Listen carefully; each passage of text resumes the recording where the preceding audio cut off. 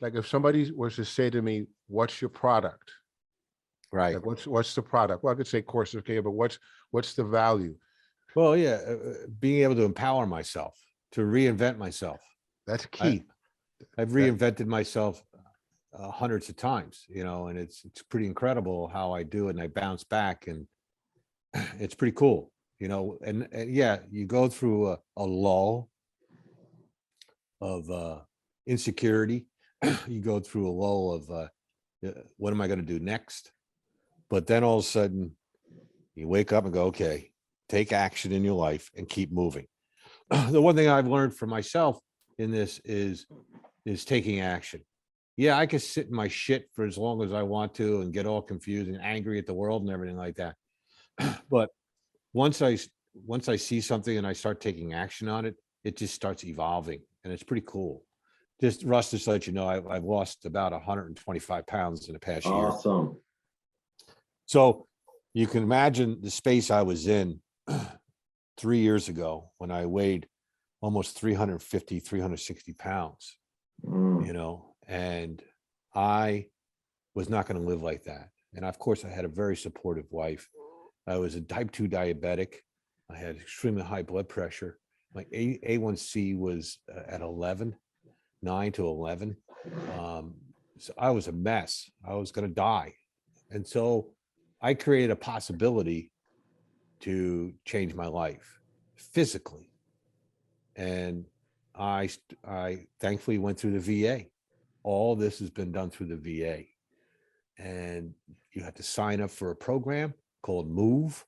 And it's a dietary type program. You had to attend these meetings on a monthly basis. So I started doing that. Then I got selected to be a candidate for the bariatric surgery. And what they look for is commitment, is people that are serious about losing the weight. They're not just going to operate just on anybody just because they want to lose 5 pounds, So all that and my tenacity, like I do and everything else in my life, I made it happen.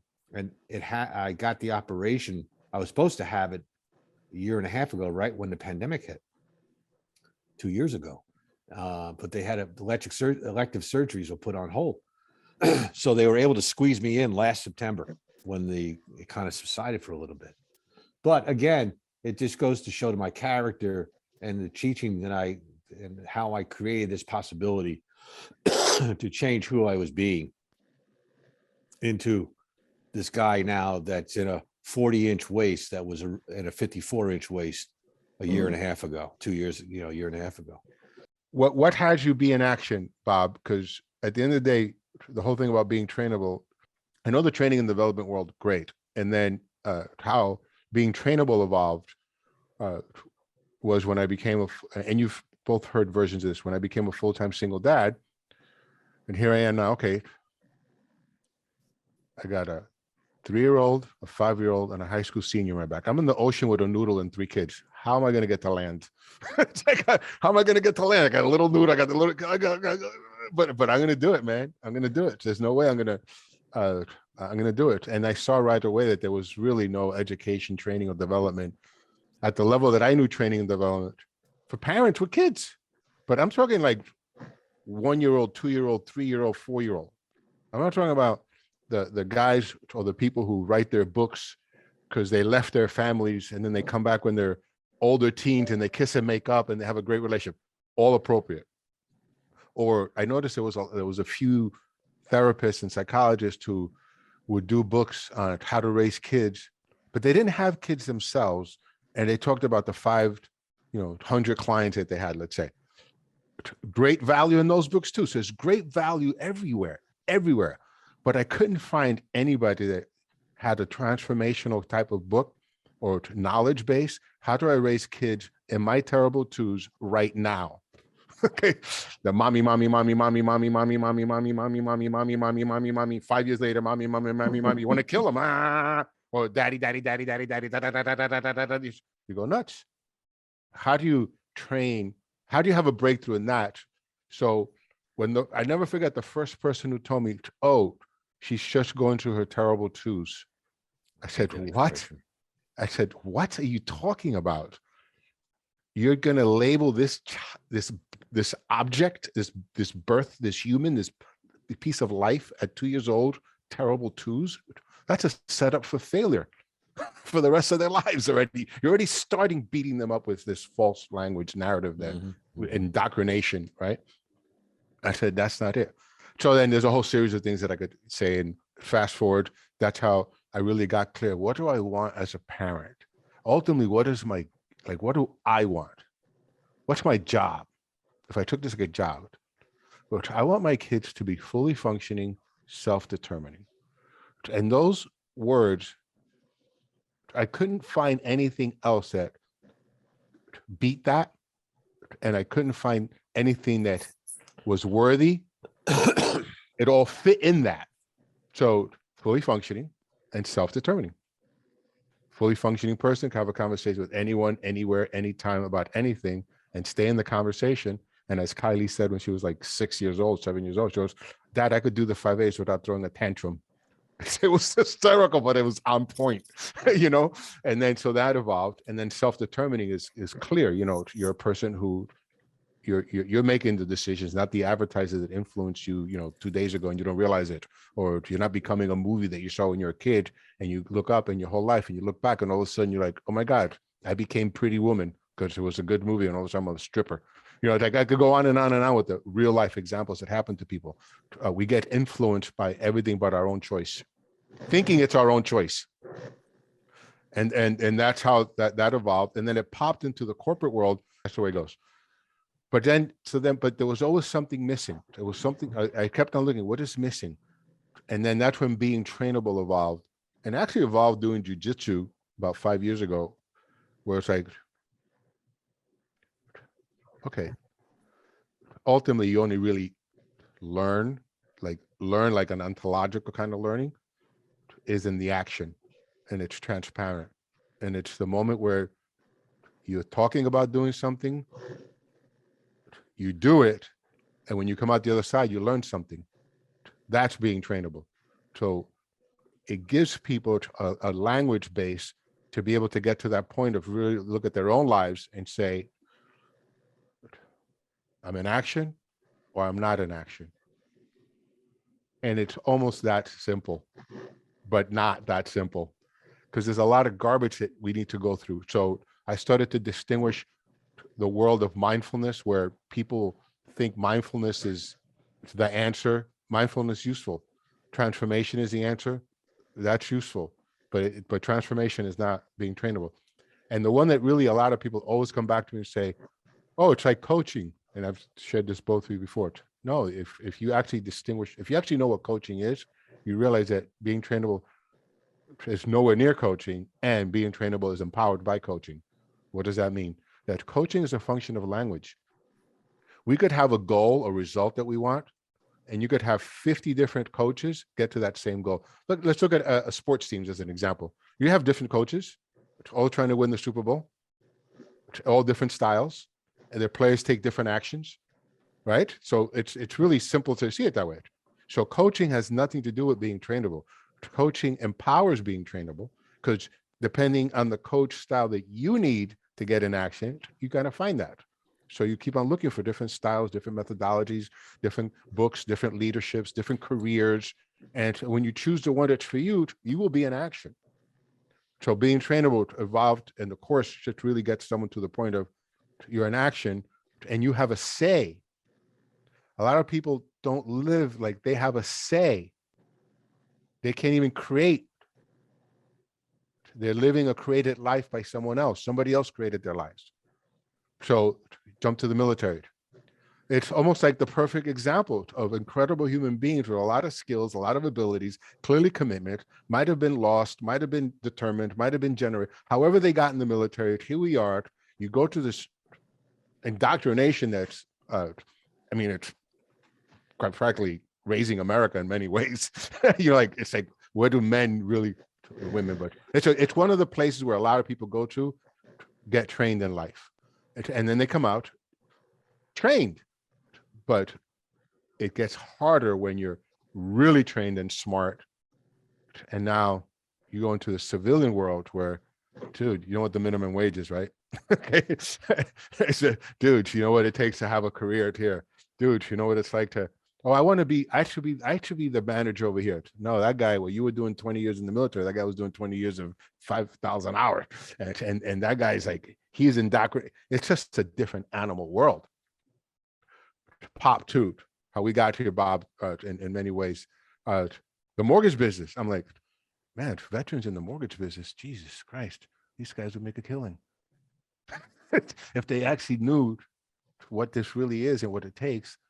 You do 2 or 3 loans a month. You got all the time you want. You make it 10,000 a month and chill out. Oh, you could go make 100,000 a month if you want to, but you got to have to work your ass off for it. But the point is, you can make a good living, literally correlated to the effort and time and energy you put in, versus a lot of energy, a lot of time in for a salary. I pay you $100,000 a year. Go, dude, ain't happening. Ain't happening because you're gonna own my life. I don't want my life owned. You know, hey, Bob, you know me long enough. Have I ever had my life owned? No. It's just no. It's like once you have that drug of your time and your freedom. So to cut to, I could understand why someone's homeless. And some people invalidate the homeless. I go, don't invalidate them. I get it. Why would they? I get it. I'm not. The pain and suffering of being homeless is probably in many ways easier than the pain and suffering of being in a corporate job. And now somebody might not understand what I'm saying, but man, that pressure of the bill, the car, the versus, you know what? Well, yeah, there's some people that check out for various reasons. Yeah. But, you know, what Bob said earlier, that part of that action was commitment. And when you are committed to doing something, you know, you'll take the opportunities to take action, or you'll do something to create something so that you can take action. And so I can see why the VA won't do anything for anybody that does not commit, that doesn't make a decision. And so all of that is making decisions. You decide that this is what you want to do, and knowing that because you've made that decision, you also know that in between the enter and exit, there's all this other stuff you're going to have to do. And you agree to stick with going through that in order to get to the other side. So, you know, and then to your point, Lou, you said a whole lot. And what part of this, what I was thinking is that, you know, being fully functional and determined and have determination, can you have both of those without being trainable? Yeah. So the answer is, I'm going to say it's a yes and no part. I'm going to say the yes part. The yes part is, of course, there's plenty of people out there producing results and doing things, and they're highly successful and all kinds of stuff and phenomenal in one area of life. But I will assert that they're completely dysfunctional in other areas of life. So it's all relative to what area you're focused on, what you inherited, what you learned. So being in action is not, obviously, look, our planet is in action. You know, America is built on some great action. So clearly being in action is, people say you're in action. The being trainable part, I'll say no, because if you can't distinguish what actually gets you in action, you're not being trainable. Yeah. So the people that are in action are being trainable, because there's a distinction. And the thing about language, I've gone toe to toe with many people on this, and I'm proud to say I'm undefeated. So I'm going to say it now. Oh, you guys already know this, right? I'm undefeated. I go, the greatest creation of man has been language. And people try to tell me all kinds of other examples, but I'm going to cut to the chase. Without language, nothing else would exist. And if you can't comprehend that, you want to start to comprehend it. Well, what do you mean without language, nothing else would exist? Well, just even that we're having this conversation, it's because we have language. Now, when I say language, most people automatically think of, you know, English, Spanish, you know, Chinese, German. They think of languages. which is valid. Well, when I speak language, when I say language, there's a term called languaging. Like computers have language, but that language that computers talk to each other, communicate to each other, was created by a human being who put the language in the computer. The object didn't just show up with communication in it. Somebody put the language, somebody came up with coding, somebody came up with systems, electronics, somebody distinguished the energy that's out there in the world, let's say, and it was able to, what's the word? Well, let's just take advantage of it, utilize it, manifest it, distinguish it, to be able to have it have a life of its own, life called a computer, like the computer. You and I could have a conversation, distinguish something, and we could take 30 years to figure it out. And then we could literally now put it on a phone, on a video, and give it to someone overnight, where that person is now living an accelerated life that they don't have to learn or go through the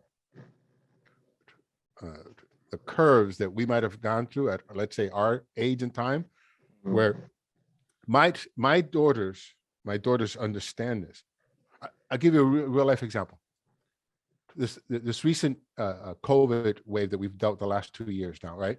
There's a lot of talk, and I monitor this stuff. There's a lot of talk about how children have been impacted, children have been bad, and it's been bad on kids, in school, and bad on kids, and the social, and all valid. But, and I'm going to say this, whoever's listening, if somebody ever even listens to this, the adults are the ones who raised and created the kids to be in those situations. So, for example, my daughters have grown up with the context of being fully functioning and self-determining. My daughters have grown up with understanding that it's them creating themselves in any circumstance. They're not victims to the circumstance. And when they are victims to the circumstances, because they are, and they will, like I am, like we all are, they know how to catch themselves and unvictimize themselves and get into a empowering conversation versus a conversation that's downhill. So can someone be successful without being trainable? I'm going to say no, because they're in action. Now, they might not be using the words being trainable, but they're in action. You cannot be successful if you're not in action. Now, you could be more successful with, depending on the actions you take in the career and the path and whatever. But if there's no action, there's no success. And I'm asserting that being trainable, we've proven it, that being trainable is an access for someone to get into action. And like we say in the it's like my motto, with the education that's available today, if someone's living a disempowered life, they're not being trainable. It's not being trainable. So are you willing to be trainable? Commitment. Okay. Are you willing to be trainable? Yes. Do you know what commitment is? Let's discuss commitment. Let's have a fully functioning conversation around the word commitment. Because most people, what they think commitment is a good idea. Commitment is not a good idea. Most people think commitment's not a good idea. A good idea might get you to commit, but commitment is not a good idea. There's a certain type of resolve and distinction involved with commitment that very few, I'm going to say, really know. You men have been married for a long time. You guys know what commitment is. Your partners know what commitment is. Yeah. Okay, that's commitment. But you could be extremely committed in one area and incredibly terrible in another. Bob, you got commitment to your health. It took whatever it took, incredibly great skills over here, but in that area, well, but he didn't want to die at this age. He could have not wanted to die at 20. The point is he got that distinction whenever he got it. And once you got it, you have to get into action. Yeah, so he said he wanted to change. He wanted to live differently. Yeah, so something, Your point, right. Yeah, there was something that eventually triggered the thought process, the thinking that literally has your body aligned with who you are, that you get into action. That's being trainable. A lot of people are not trainable. Why? Because you can't even have the conversation. And look, I tell people all the time that when I tell parents about being fully functioning, it goes, oh, I'm fully functioning. I go, really? Okay. Let's talk about your relationship. Well, that's different. I go, well, you can't even have a conversation about your relationship. Let's talk about money. Let's talk about time. Let's talk about sex. Let's talk about Trump. Let's talk about Biden. Let's talk about Obama. Let's talk about races. Let's talk about not race. And they go crazy. Oh, you're not a functional person, man. It's almost a waste of time. I have this thing I created. I've been doing it for a long time now. It's like my hobby. Like I like politics. It's evolved into October voters. I was one of the first guys. I'm going to assert probably anyway. I'm going to take all the credit, but who pushed early voting when Obama was running for office. It wasn't happening. It was never happening. And then through celebrities and things I did here and there, I did this thing called Elect Obama Now. Even at the DNC convention, they didn't talk about it. And then afterwards, as the poll came, he went and finally talked and voted early. And Michelle did the thing in the mail. It was the first time ever. And then I did it again for the next election. And then it evolved into October voters this last election. And now I'm just doing it as October voters. The people who voted in October, we're October voters. We're the ones who win the election. That's it. To go, I'm not even talking about it. I'm just voting early. Next, right? Because it stops me from getting into the hiffing and hopping and fighting and debating with friends. And look, I'm just empowering one thing and one thing only. I have 3 beliefs: vote early, no physical violence, no legislative violence. If you want to go live in the woods, great. If you want to go live in the projects, great. If you want to go live in the suburbs, great. If you want to separate and have, I'm going to say it really bold, everybody separate because whatever by the clothes you wear, good. I don't care. No violence. No legislative violence, vote early. That's why this is America. I live here, you live there, you can live there. Power to you. No violence. You sound like it's really basic what I'm saying. How did I get to this standpoint? I went on a rant. Commitment. I'm committed to politics. I love politics, but I also love being in politics in an empowering way. I don't want to be in politics. I'm not into the, man, you either participate or you don't. All this fighting and arguing is nonsense. We're fighting for women's rights and voting rights in 2022. What the hell's going on? Anyway, next. Did I answer your question? Did I answer your question about commitment, like being trainable? Yeah. Because it was more rhetorical question than it was one that I really needed answered, because I had already pretty much made up my mind that, being trainable opens up a whole world for you to do just about anything, because you're saying I'm trainable. So what does that mean? I can listen. I can act on the listening. I won't stop listening. I will not allow myself to get in the way of listening, because many people can hear you and they can say, yeah, I got it, and go off and go do something totally different, simply because they have value that they're saying that, well, this is how I am. And if you're going to be trainable, you have to put aside, this is how I am, this is how I always was, and this is how I'll always be. Because now you're saying that you're not really being trainable because you're not committed to change. You're not looking to change. You don't care to change. And anybody that even suggests that change is necessary or even an option, you get angry about it and you don't want to have anything to do with it. It's so true, Russ. You've been in the military longer than I was. When hold on, I'm going to add to that. Yeah. Within the VA structure, have you seen any kind of training like this offered to the veterans? No. The training that's been offered to the veterans as late as when I left is watch these videos, check the block, and make sure that you contact VA so that you'll have your VA benefits, whether it's health, education, or the ability to purchase a home. But there is no training that prepares the exit of any service member out of the military at all. And that's why you have such a high suicide rate, you think? That's why you have such a high suicide rate. That's why you have marriages that, I mean, this can be for people who are not just leaving, but for even those who are on active duty. I mean, there are. Yeah, that was another question I was going to ask you. When you were in the military, being in in a ranking officer ranking, none of this kind of training ever came across your desk to empower your constituents or your underlings that were under you, correct? No, not the training that like this. No.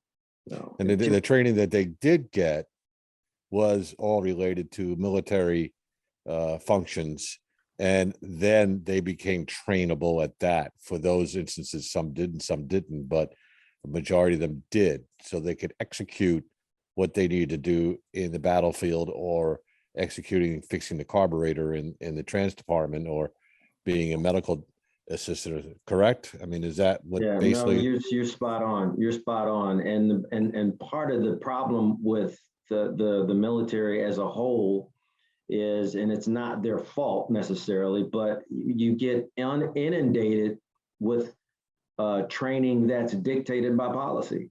You've got sexual harassment training. You've got sexual assault training. You've got see, just on that point, Russ. Yeah. If the service member had this training, you would have such a huge decrease in that type of criminal activity within the ranks. No? Yes, you would. Yes, you would. Right. Because a lot of times in any kind of rank structure, at least in my mind and in my experience, most people don't think they have a voice because no one's given them permission, and they don't understand that they can give themselves permission to have a voice. Yeah, there's again, I'm speaking from a civilian perspective, right? As a civilian looking in, everything you guys are saying is actually great. It's positive. It's legit. And there's the other side where it's off balance, because I know we've had this conversation plenty of times. It's not that the opportunities aren't there. It's not that it's appropriate to follow orders. I mean, it's contextual, of course. It's the military. It's, yes, you get incredible training, but you have a say is what gets kind of almost taken out of you. And then when you go into the civilian world, you're waiting for someone to do the saying for you. You have a say, and you have these incredible skills that you learned in the military. Following orders is an incredible skills. Yeah. It's contextual, doing the job because it's required for this is a great skill.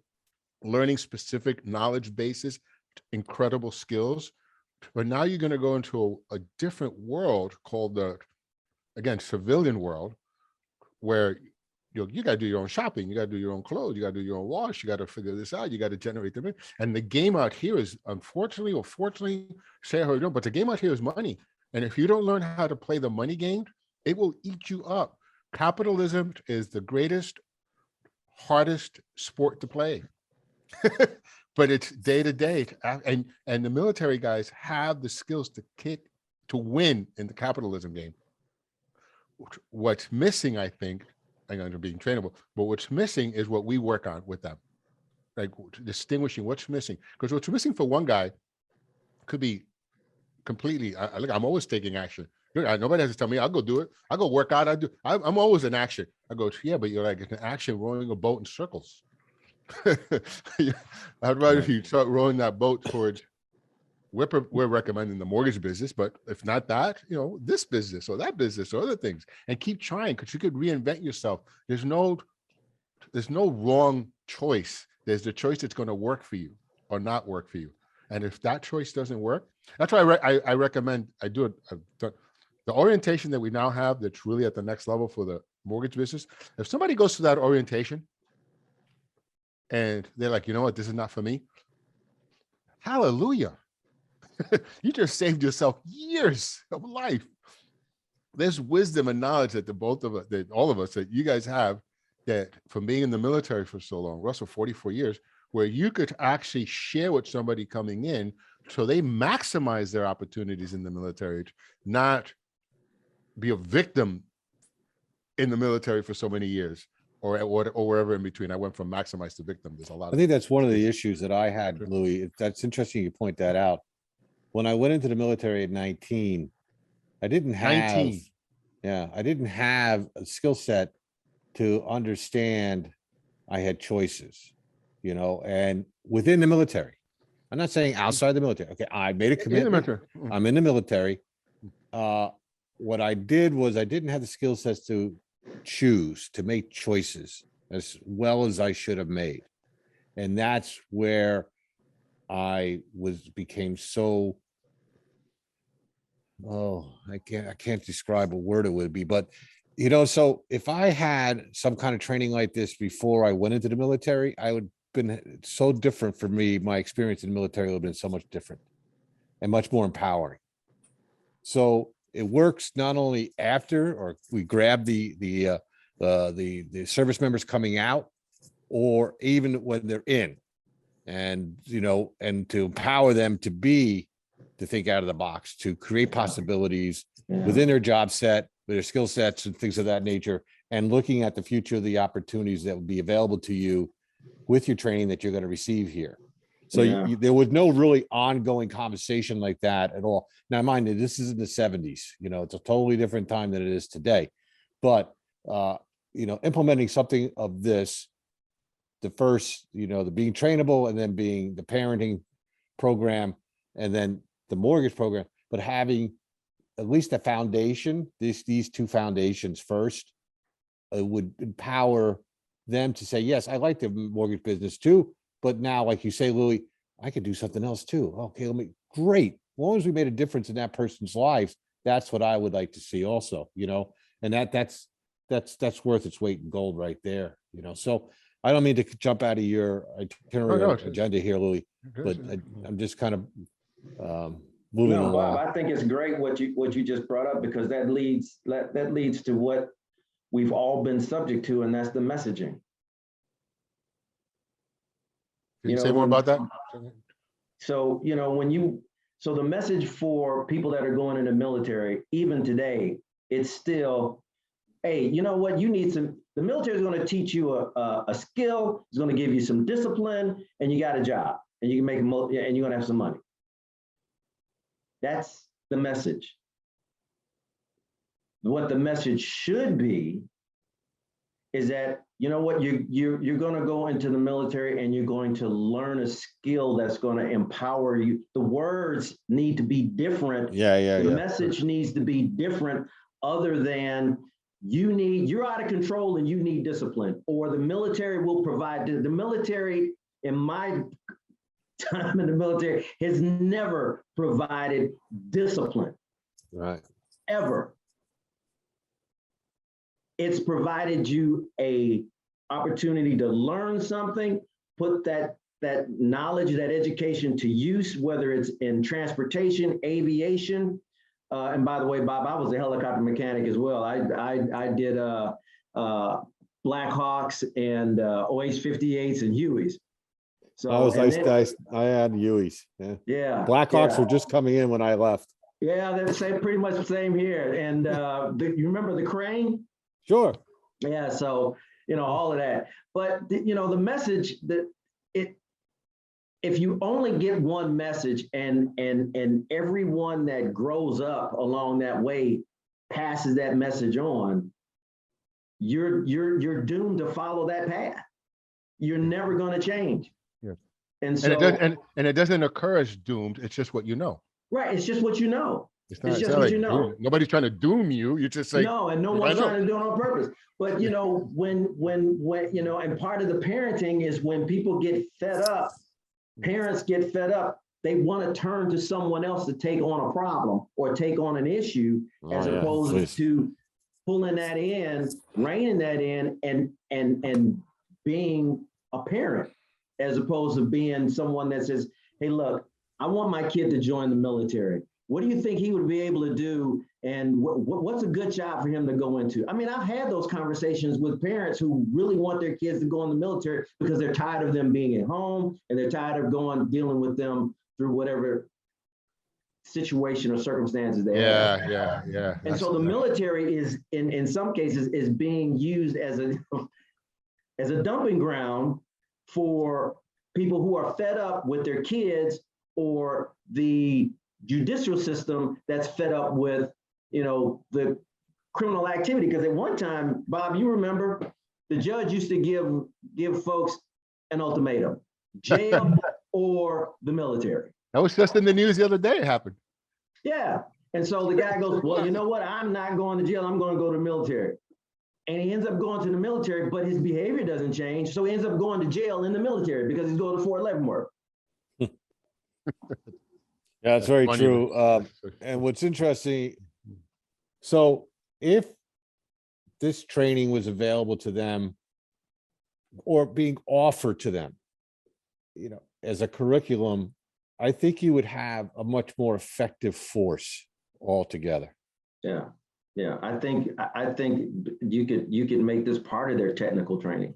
Correct. So I think it has that kind of ramification if it's introduced in that respect. I was impressed. I didn't tell you this, but I'm impressed how, at least from my world, how you're mature enough and smart enough and aware enough as a dad to let her face plant on her own. Because you have to let her, a lot of parents don't let their kids face plant. Yeah. You have to let them face plant. And they might not face plant, but they will sooner or later. Yeah, So but you have to let them face plant, because there's no, one of the biggest mistakes parents make is they try to prevent their kids from dealing with the blows of life. It's impossible. All you could do is train your kids to be powerful in the face of the blows of life. But it's like that old adage, I can't teach you how to never fall, but I could teach you how to stand up, because you're going to fall. Now, when you fall, how are you going to stand up? Yeah. How do you get up from it? Yeah, and being trainable gives people language to stand up, to create. What's now? Next. Well, this happened to me when I was 12. Okay, great. Now what? This happened to me when I was 30. Okay, great. Now what? Okay, so now what? Okay, now what? Okay, now what? Next. Boy, now what? I those conversations just drive me up the wall. It's like, it's interesting. Just 2 points. My daughter is 24, going to be 25 next month, aspiring opera singer. Let me tell you something. It's the most brutal industry, and Louis attests to this. The entertainment industry is tough. Thankfully, my daughter has an incredible talent. She is extremely talented. But to be in the face of all what she's been going through for the past 8 to 10 years, and then the high school dramas that she went through because she was so much better than all the other girls, this gal just stands right up in the face of it all. It's remarkable to watch her. Yeah. And then she sends out Louis, you saw my Facebook post about this little bean or whatever she called herself. She gets a laugh at it. She's this little girl that failed in a ballet class, and she has this picture, but I'm going to be performing on the Houston Grand Opera stage Friday night. So tune in, but her distinctions. Now, did she hear a lot of stuff that I was going through and how I talked and everything? Of course she did, Absolutely. Kids at the end of the day, it's right. So no knowledge about it. Right. Yeah. So it's so funny, but I'll tell you, I'm so proud of her. She's just in the face of it all. And when we get these phone calls from her and we Zoom time with her, and her face is lit up like a Christmas tree, Papa, I got this gig, and you're like, oh, it's the best, man. It's the best. So Russ, I just wanted you were talking about tell us about your family and your life, my friend. Yeah, that's great. That's good. So it's funny that you're in Illinois, because I was born in Illinois. So I went through part of the Chicago system, and we went up north and we went into Lake County. So I actually went into the to Lake Forest. So you were around there. So sure, beautiful area up there. Yeah, beautiful. And there was some old money there too as well. Oh, you ain't kidding. The horse farms up there. Yeah, Incredible. So we I graduated from high school, Lake Forest High School out there. And then I went directly into the service because at the What year was time I that? wanted to, say again, What year was that? that was in 77. Yeah, right. Great. Yes, I graduated in 1977. At the time, you know, my dad had his own business. He was an electrical engineer. My mom was, she was a stay-home mom, but she would still do some private nursing. Sure. But, you know, with all of the things that were going on and then running two households because he stayed in Chicago and we lived in they weren't divorced or anything. It was just a decision that we made in order to give my sister and I a better opportunity and not That's be, awesome. you know, relegated to the Chicago paradigm of having to be afraid to go to school, looking over your shoulder and all the other crap that even the kids today are still going through. Oh, I know. Yeah. Yeah. And What a so when I reality. graduated, you know, I was looking at going to mechanic school, electrical school, whatever. And, you know, my parents kind of looked at me and, you know, and this was before I graduated, said, you know, well, you may have to, you know, take on a job and go to, you know, community college for a little while. And I thought about it. And at the time I had this desire to learn how helicopters flew. And you know, I said, you know, I can learn how all of that works and be a mechanic in the military. And I had gotten all that information from the recruiter. And of course, you know, mom is, well, I'm not too sure about you going into the military. You're going to fight and all other stuff. No, mom, you know, not everybody's going to be fighting. Not everybody's on the front line. There's various echelons of the military that you can be in that, Sure. you know, and the recruiter was explaining to her, no, you won't wait. He's going to be a helicopter mechanic. That's what he's signing up for. He'll be fixing them, you know, making sure that they work and they fly out. He's not going to be, you know, out there, you know, having to worry about dodging bullets and all that other good stuff. So, and that was before that the front line could reach all the way to the rear. So we all agreed, and I went ahead and I joined the military in 1977. I got married. My first marriage was in 1980, and it lasted until 85, 86. And I decided I had gotten out of the service in 1981, and we were living with my mom for a little while, and then we finally got our own place. And I joined the Army National Guard right out of active duty. So that was my ongoing service without a break in service. And so I was in the National Guard for several years, about 19, 20 years. But in that period of time, I had decided to go to ROTC. And in going to ROTC, I got commissioned in 87. And from there, I was single by that time. And I was doing a lot of Army National Guard missions for them. I almost fell into what they call a guard bum, where you're always taking missions and you're always gone all the time. And fell in love with a young lady who was working at Kmart in Highland Park. And I'll tell you that story one day, how that all happened. But then we created our own family. My son, Brandon, and my daughter, Brianna. My oldest from my previous marriage is Russell, the third. And so I have 3 kids. One is, he's 38 now. My middle son, Brandon, he's 30. And my daughter, Brianna, is 28.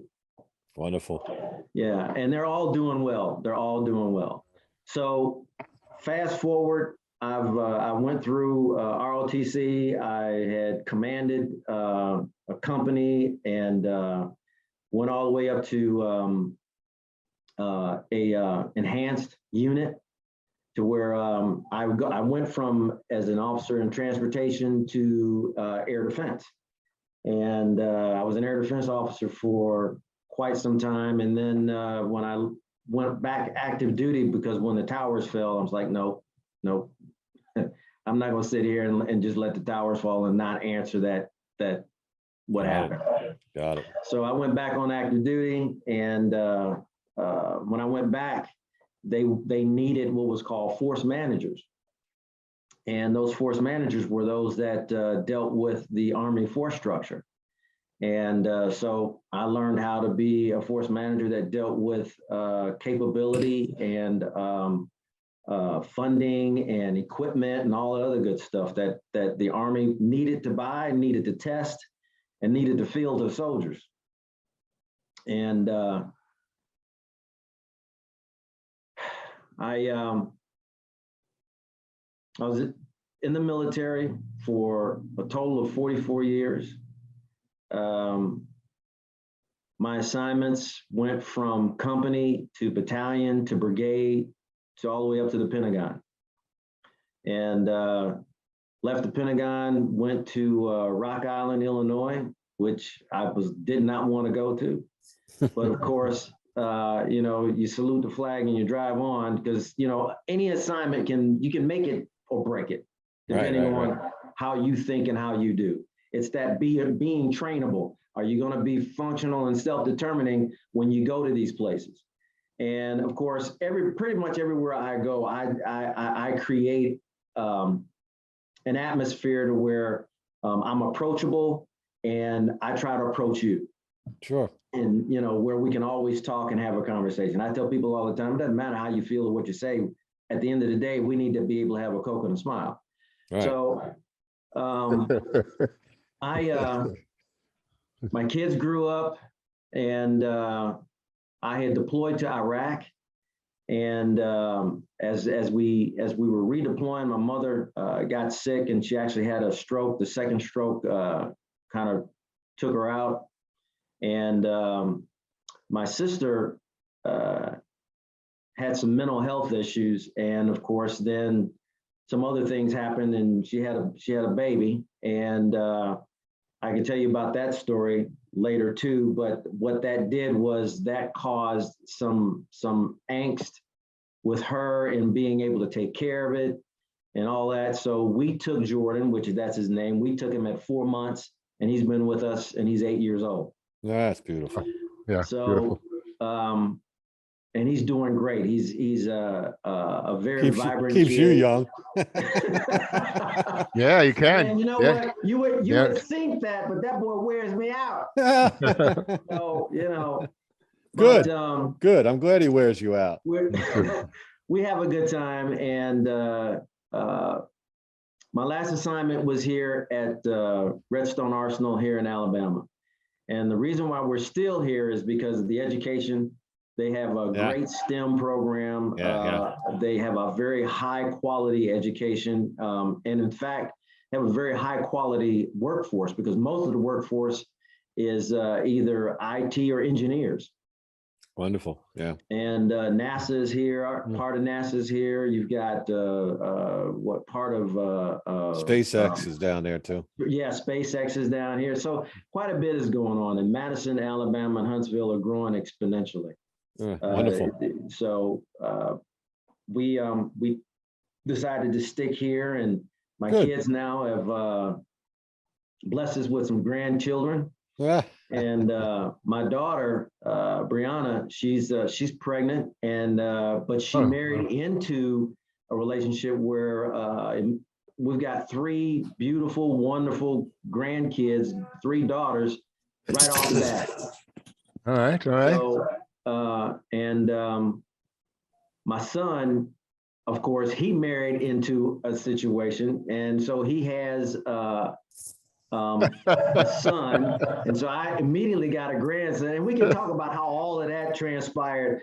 But I've been there. I know. I have a sense. I have. Yeah. So one day I didn't have any grandkids, and one day I've got football 5, and the only grandkid I knew I had was by my oldest, which was CJ. So that was good. And so, but all of a sudden I go from 1 to 5. And pretty soon it's going to be 7, 8. It'll be 9 grandkids. Oh, there you go. Nice. So, Nice. Good, but good. so you're married retired now? to a wonderful woman, Yeah. and we've been together for 29 years. Married 29 years. Been together for 33. Wonderful. Wow. That's awesome. Awesome. Yeah. So I retired out of the Army of May of 2021 last year. Oh, wonderful. Awesome. Awesome. I'll offer one little point to add to your incredible opportunity in front of you. The training and development that you will get with what you know today, being raised by those kids, like when you being raised by those kids, is phenomenal. If you could say anything to them, make sure you set up the context. So you want to make sure when as you go through time, when they ask you what is my job like, let me say it this way. My daughters learned that my job early on, like 3 and 5, what's daddy's job? My job is to make sure that you're fully functioning and self-determining. That's all I would do. I would say that. And so what does that mean? I go, so whenever we're talking, wherever we're interacting, we're going to have fun, we're going to play, but if you ever see me correcting you or something like that, it's because my job is to make sure that you're fully functioning and self-determining. And that's it. So I gave them a context. It's just a context. And once the kids have a context, like we were talking about, I forgot how you said it, but you said it well, where you go into, you feel like you put into a system, right? And then you only learn what's in that system. So the system, I mean, use system, but the context is fully functioning and self-determining. So whenever I'm talking to you and you don't like it, or you hate it, not the good times, because the good times is easy, but even then, but the times you don't like, you understand that I'm helping you be a fully functioning person. Okay, do you want to be a fully functioning person? Yes. Okay, great. And that context, that little context, it's a seed it's a gift that keeps on giving. Because any conversation, my daughters train me. My daughters will tell me, hey, Dad, I just want to have a conversation with you. That's okay, let's have it. It's just a conversation, Dad. Yeah. And you know what? And 99 out of 100 times they're right. They're right. It's just a conversation. And then we have it. And then we come to conclusions at work. And they become kids that, and when I say faceplant too, that whole thing before, I want to clean that up, that when I said that your daughter faceplant, I could hear that she could handle the faceplant. Yeah. Which is the prize. Like, I'm not saying faceplant like, oh, stupid shit. I'm saying like, oh, okay. This kid's this young lady's got, this is a woman now. I mean, she's pregnant. I mean, she's not, this is thumbs up, brother. Thumbs up, because they didn't the same thing to you, Bob. Thumbs up, because I know we've had some conversations in the past. Thumbs up. Yeah, thanks. All right. Last words, Bob, since you have to take off. Yeah. Heading to Houston tomorrow to go see my daughter perform, and she's on the phone right now with mommy. Nice. All right. Right. So I'll be watching online, man. I'll be watching. Yeah. Oh, you can watch her online? Yeah. Louis, could you send Russ the link? Cheers. Congratulations too on your daughter's success. Great. There. That's beautiful. We'll be in touch. Yeah. Right. We'll see you. Right. Cheers. Bye. Russ, let's finish up you and I. Yeah, sure. Bob's a great guy. He's very interesting, and he's focused. He's a pain in the ass. I'm telling you, and I love him forever. But he'll tell you, we've had to, and I say it in a loving way, but he's a pain in the ass. When I first send this stuff, he sends me this whole list of shit, and I look at it, and the first thing I say to myself, which is part of being trainable training, I to this day, I know people deal with it. I definitely deal with it, but I think I'm pretty good at catching it. It's like, I already know this shit. I don't want to hear it. But I don't want to, but I catch myself. I go, no. Yeah. No. This is another human with an incredible wealth of experience. There's going to be something here that I don't know, and or if I do know it, I'm going to see another slice to it. And I enjoy growing. I'm committed to my life always expanding. See, you just said something really interesting, and people don't actually voice it that they enjoy growing. Love it. You know, there's, yeah, but you know, so growing in anything is, you know, we call them growing pains, and people don't realize that, you know, you have growing pains physically, and you have, you know, growing pains, you know, mentally. Mentally, Because spiritually, yeah. yeah, because you're moving into unknown territory that you have to get used to so that you can know what to do inside of it. Not, you know, and that's where people get wrapped around with doing new things, because it's easy to do what's easy, to do what you already know.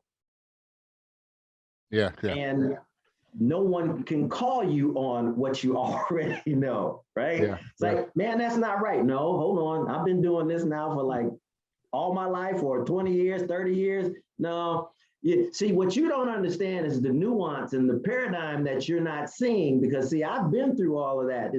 But then, you know, no one wants to, I won't say no one, but people have a hesitancy to go into something new, because now someone can call you on your ability or inability.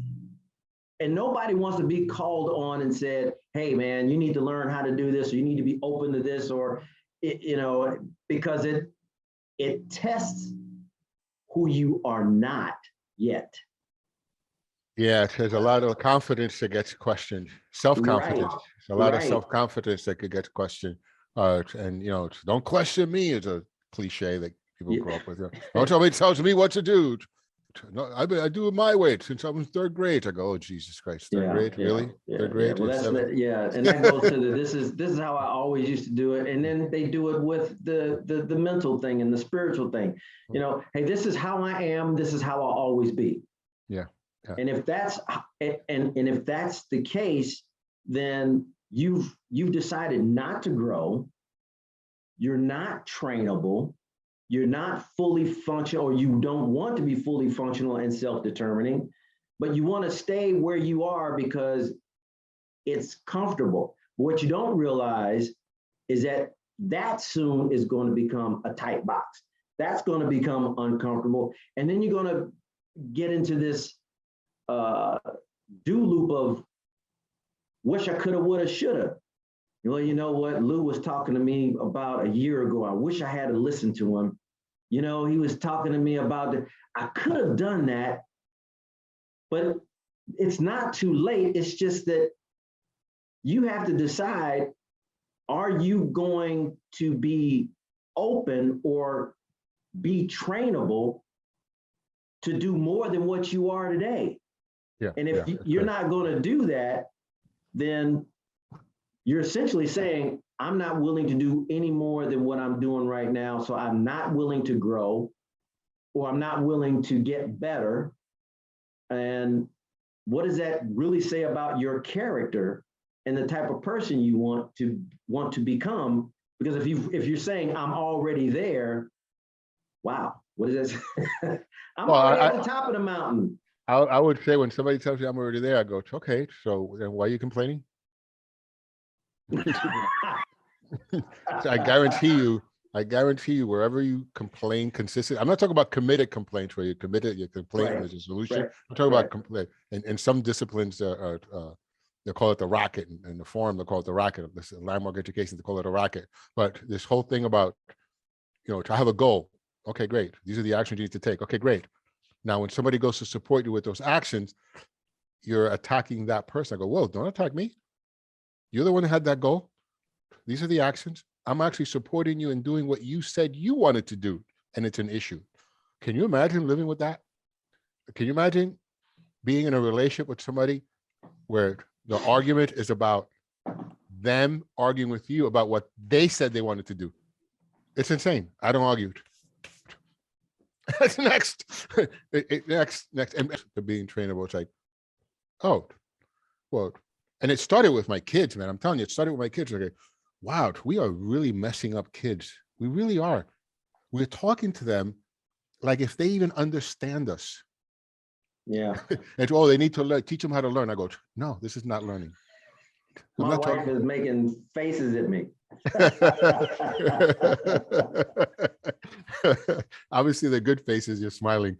That people get very simple. What I'm saying, with the education that's available today, there's no reason to live a disempowered life. Period. What does that mean? Unless you're not being trainable. That's what that means. Yeah. because the education is out there. I am very clear, and I'll speak for my own life. I have heard, if I look back at all the incredible information and advice that I've gotten since being a kid, I'm grateful that I listened to 1% of it. Because God, I got incredible wealth of support and knowledge and information and opportunities, and I didn't listen to any of them. So you know what I'm saying? So we could all look back and say, listen, you can't say nobody told you, because I'm willing to bet somewhere on the line, somebody told you, you just didn't get it. You didn't listen. You weren't trainable. You resisted it. You got stuck. You believed it. Whatever that thing is. Yeah. And we could both sit here and say, wow, I could have done this. I could have done that. I could have this. Yep. So now what?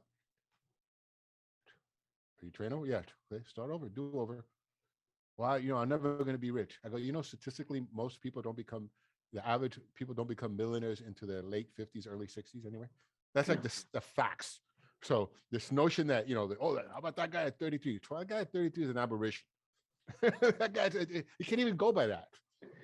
So this is the cards you have. Where do you play? That's if that's important to you. And then the second thing that's important to me is when I say me, I believe us. It's the parenting part. Because at the end of the day, I don't care how much money you make. If that ain't working, that's a surprise. Surprise is that you actually raise functioning kids, functioning people. That and you have these gaps, you have these opportunities, and then you feel whole and complete. You're loved, you're loving, to everybody functional. This whole notion that the goal is to be mega rich is that's it's not my goal, and it's a goal, but it's not my goal. Yeah, it's a goal. Yeah. But it's not like if somebody said have an incredible relationship with your kids and be very rich. My kids have an incredible relationship with people and be very rich. Honestly, I like incredible relationship with people. Now, can you have both? Of course you can. Yeah. So I was listening to a video. The guy asked a couple, and I don't know if that was a radio or what it was, but they were on, and he said, if I came to you and brought you $1 million, how would you feel? I'd feel incredible. What would you do with it? Just about anything I wanted. Okay, all right. So if I turn around and I brought you $10 million, how would you feel? Oh man, I'd feel, man, awesome, great, fantastic. I do a whole lot of stuff. I buy a house and buy all this stuff. Okay, so what if I brought you that $10 million and I said, here you go, and I just gave it to you. I just gave you $10 million, but I told you that when I give you that $10 million, that's it for today, and you wouldn't live tomorrow. Which would you choose? The $10 million or life? And he said, well, of course, I would choose life, man, because he said, so really their money is not all that important. You already got life, man. Yeah, because you're choosing life every single day. Yeah, beautiful. So that's ultimately what's possible here. The training exists. I try to make it clear too. And when I speak to other coaches and other consultants in the world, I go, because people get defensive. I go, dude, I am very clear what we created here. What's expanding here is an opportunity to expand all these other disciplines that are out there, all the other coaches that's out there, all the other resources that are out there, all the other forms of career opportunity. Like, again, the VA offers a lot, but if you don't know how to take advantage of that video that you're watching, you say like a list of videos. Yeah. It's Yeah. It's Yeah, there. that all they say is, "Yep, I watched all the videos, and where do I sign out at?" Sign out. That's funny, but Yeah, and unfortunate. Yeah. but there's wealth of resources in there about medical, about community, about education, Mhm.